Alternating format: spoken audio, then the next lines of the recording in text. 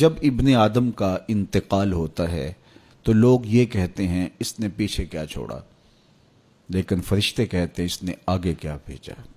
دنیا پہ اس موضوع پہ بات چھڑی ہوتی ہے، اس کی جائیداد کتنی، اس کے بنگلے اور کوٹھیاں کتنی ہیں، اس کا بینک بیلنس کتنے ہیں، کتنی فیکٹریاں چھوڑ کے گیا ہے۔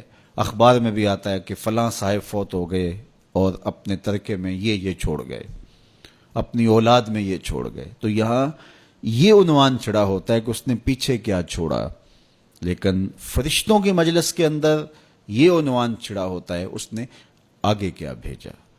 تو ہم نے یہ دیکھنا ہے کہ اس مختصر سی زندگی میں ہم نے آگے کیا بھیجا ہے۔ فرمایا ابن آدم کہتا ہے مالی مالی، میرا مال میرا مال۔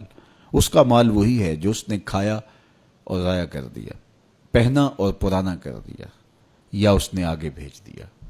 یہ تین مال اس کے ہیں، باقی اس کا نہیں ہے، باقی اس کے وارثوں کا ہے، اور وہ آنکھ بند ہوتے ہی ترکہ ہو جاتا ہے۔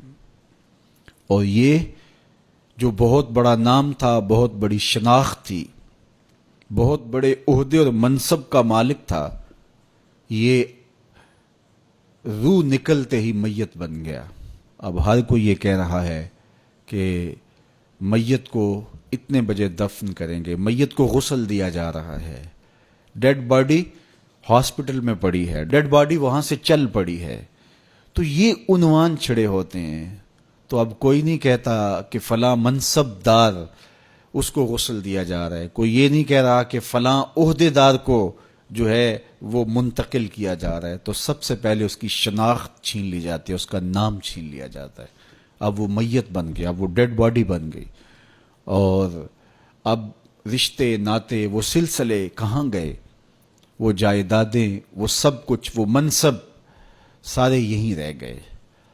یہ تنے خاکی لے کے قبر میں اترنا ہے، اور چند گز کفن لے کے قبر میں اترنا ہے، اور وہ اعمال جو ہم پہلے آگے بھیج چکے ہیں وہ وہاں جا کے ہمیں وصول ہوں گے۔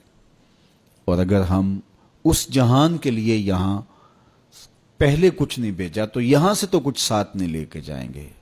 واحد لباس کفن ہے جس کو جیب نہیں ہوتی۔ اگر کوئی کسی کے کفن میں جیب لگا کے اس میں درہم، دینار اور ڈالر ڈال بھی دے تو پھر بھی وہ سکہ وہاں نہیں چلے گا۔